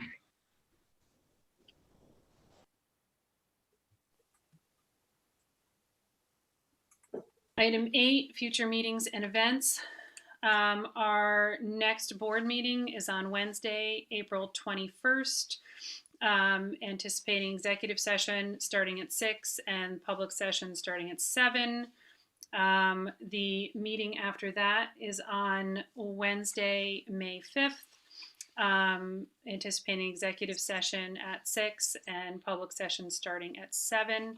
And that would be the night, correct, Judy, that we will be having our public hearing on the budget. And then if needed, Wednesday, May 12th at 6:30 will be the Meet the Candidates night. And on May 18th, from 7 to 9 p.m. is our annual budget vote and election. And then the meeting after that, our board meeting after that is on Wednesday, May 19th anticipating executive session at 6 and public session starting at 7 o'clock. Seeing no need to go back into executive session at this time, can I have a motion to adjourn the meeting? So moved. Second. Discussion? All in favor? Aye. Aye.